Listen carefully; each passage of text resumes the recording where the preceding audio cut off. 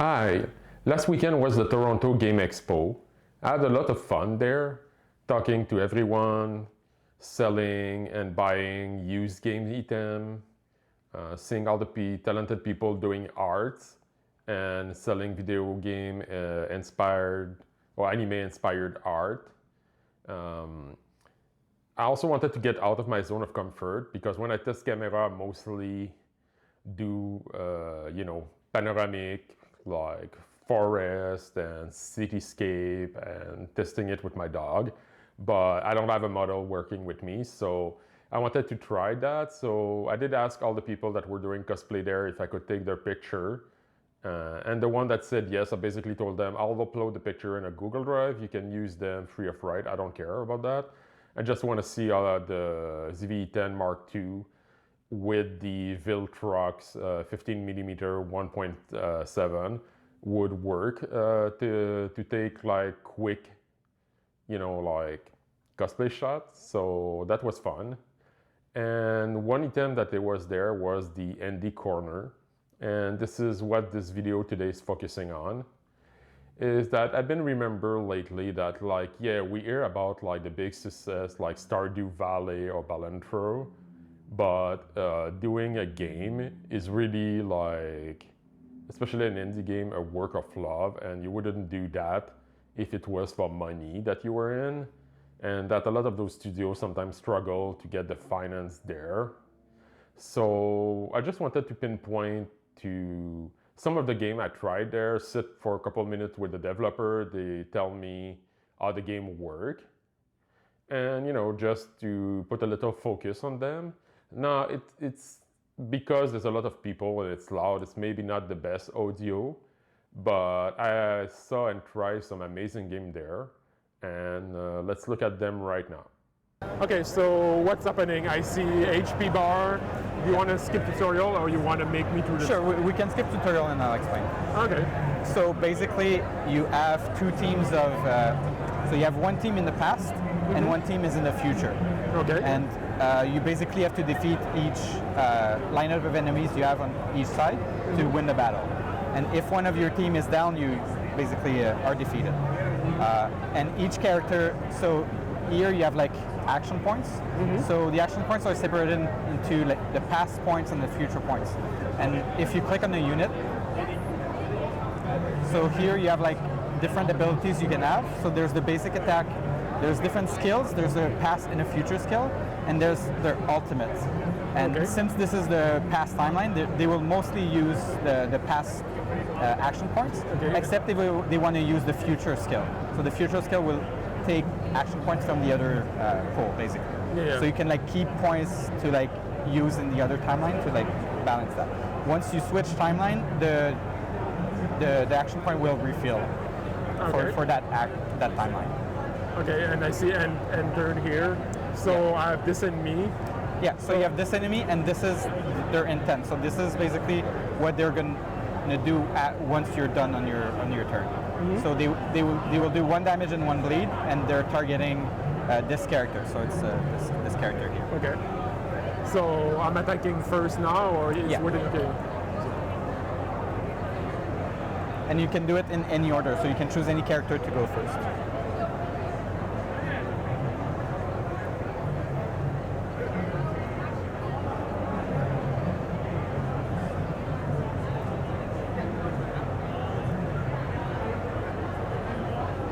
So once you're done, the enemy will go, and then they'll do the attack, and then it's the other timeline's turn. Honestly, I'm looking at the game and I'm thinking that would be perfect on a ROG Ally, in a portable game. Because it's turn-based and I think that would fit perfectly. So then you switch. Yeah, we're running it off a Steam Deck right now. So. That makes sense. Yeah. So now it's your future timeline turn.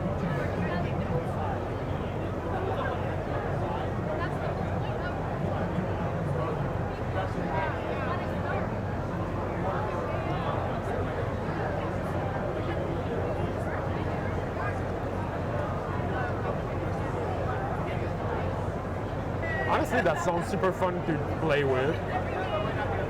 I think you have a winner here. I don't know for the marketing and how it's, the founding and how it's gonna go.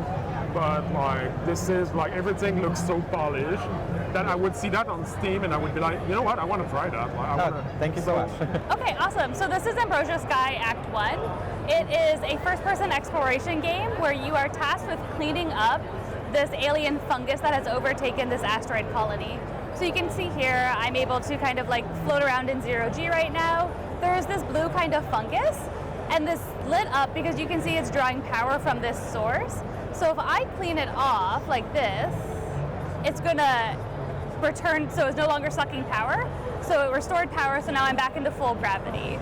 And so the idea is that you're walking around this station, you're cleaning up this fungus that has taken over, and you're finding victims of the crisis, people who have died. Mm-hmm. And so what I'm doing right now is I'm playing one of our mission types, and so this is a mission type where you're tasked with collecting these seeds.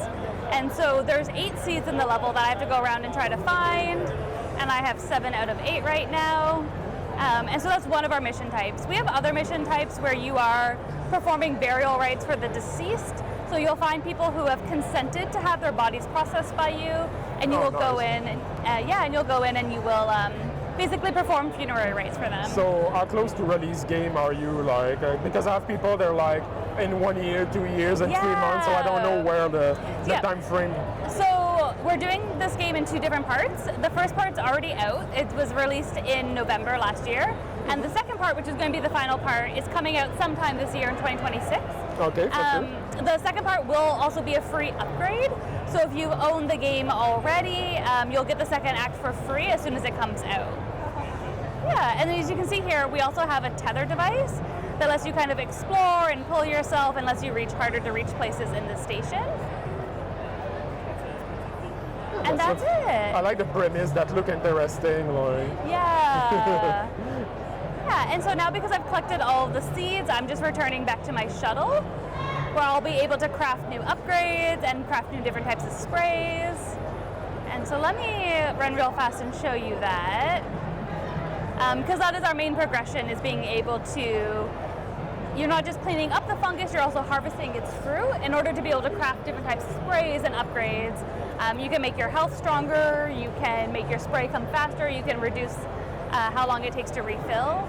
And so this is here. We have our whole crafting tree here. And as you can see, the different types of samples you use. Yeah. So that's Ambrosia Sky. And as you can see on here, we have different mission types. So I just finished this one, which is the spore harvesting facility. Now that I've also finished that mission, I can go back to it and 100% clean it. Right now, it still says that there's still fungus to clean, so I didn't fully get it. There's also collectibles you can find. I didn't find any of those. But we have our other mission types. So this one is where you have to go and you grab an organ, and then the world goes really nuts. It reacts around you, and you've got to escape the facility before you die and before the organ decomposes. And then this is one of our death ritual missions. So in this mission, you are here to find a man. His name's Gerald. And you're there to just find him and lay him to rest. And so you'll be going through the level. Okay, sure, yeah. So Soulflame is an indie action platformer game, action-adventure platformer game. I've been developing it for around 7 years. There's a longer story, but this has been 8 months of progress here. Okay. It's inspired by Hollow Knight, it's inspired by Celeste and Undertale, and it's really a love letter to them as a genre. It's look amazing, like the graphics and everything is like. Thanks, yeah. So this is a solo developed project. I did all the graphics, all the coding. I've compiled all the audio assets to make something that I think is quite good. There's a free demo right now on Steam. I will definitively try it and wish this is. Well, I mean, you have the demo, but how close would you say you are from release? From release? So right now I have a Kickstarter available. And with it, I'm hoping to be able to fund myself for the next year and then have a finished product as of April 2027. So around a year now. Are you doing that full time or you're studying at the same time? I just graduated 8 months ago, so that's where Can I ask in what? Sorry? Can I ask in what? Oh yeah, computer science. So you were saying it's you're a team of 10 that's building the game right now? Team of 11. 11. He's that button there. Okay, I was mostly just fussing around. I wanted to get special attack first. Alright. Skip, we're good? Yeah, Skip is. Yeah, so it's a team of 11. We have 5 programmers in the game programming stream,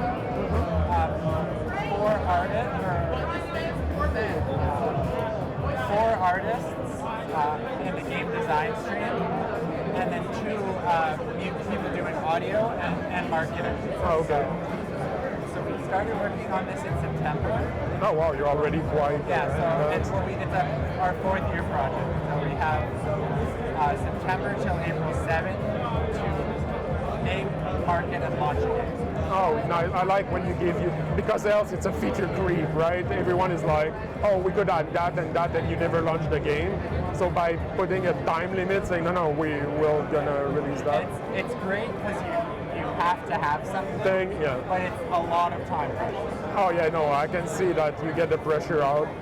So in this game, we imagine Sisyphus becoming a live streamer. So you get subscribers, donations, and you perform various tricks to entertain the I chat. love it already. Like. So you get this, like you play mini games which are usually related to typing, but there are some other mini games as well. So you get donation, you get subscriptions, then you use those donations to unlock new stuff. For example, now you become a guy pushing a pie chart in the office building.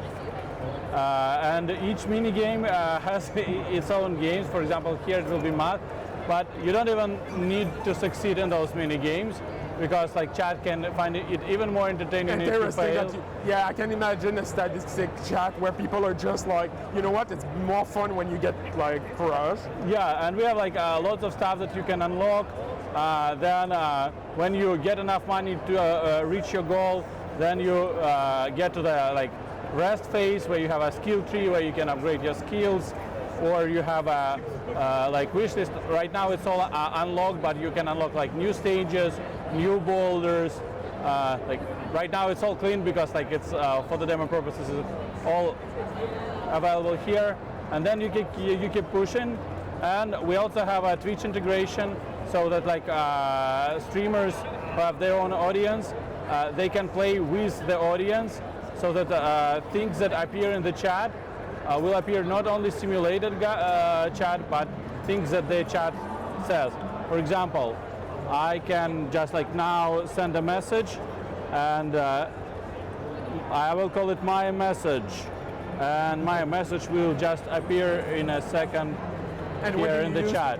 What do you use to send the message? Right now we are using a web form, and pretty much anybody who uses that web form will appear in the game. Okay, but we plan for a Twitch integration and maybe make also like opportunities for those kind of like local events when you share the link like in Jackbox stuff, where you share links with your friends and you all, like one is Sisyphus, everybody else is the chat of Sisyphus. Are you using like, well, I see the wish list over there, but do you use early access or are you keeping it in-house? We are doing similarly in a way that like we are having a demo now on Steam available, and we keep updating demo, making it as best as we can.